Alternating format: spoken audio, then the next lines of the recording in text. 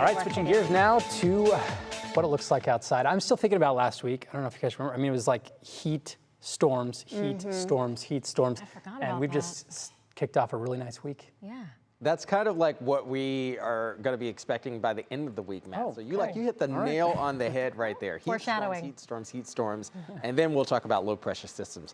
But the one low pressure system that we have to talk about is not even in our area right now. It is bringing some rain down south and over towards the east. High pressure is in control for us, stabilizing our conditions, which is why we have wall-to-wall sunshine. There's the area of low pressure churning in some of that wet weather back over towards the north and east of us in upstate New York, New England, Vermont, New Hampshire, even over towards Maine here. So we're still performing very well on the east side of that area of high pressure, bringing in those northerly winds, cascading all the way down here through the Dover region. You can see a lakeside breeze keeping us roughly in the low 70s right now. Pair 7s now at Cleveland Metro.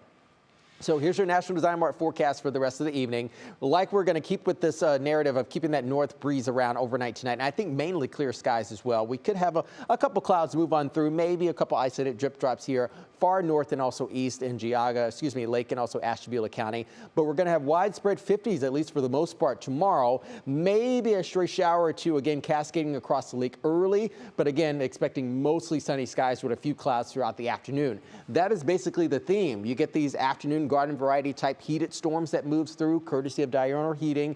Those peak heat hours between 2 and 6 p.m. in the afternoon, that's what's caused a little bit of instability in the atmosphere. We're also going to stick with that Sunday narrative on Wednesday as well. It is not until Thursday that we start to increase our cloud cover and maybe have a chance of running into an isolated shower or a thunderstorm or two. That is towards the end of the week. Before that, though, Matt was just saying, we get the heat moving back in.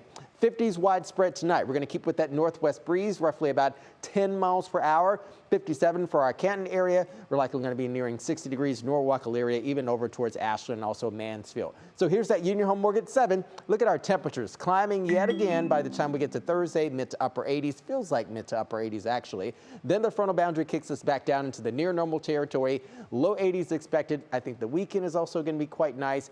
And then once we get into Sunday afternoon and Monday, perhaps there's another rumble chance moving through as well. But again, we're going to soak it all up here.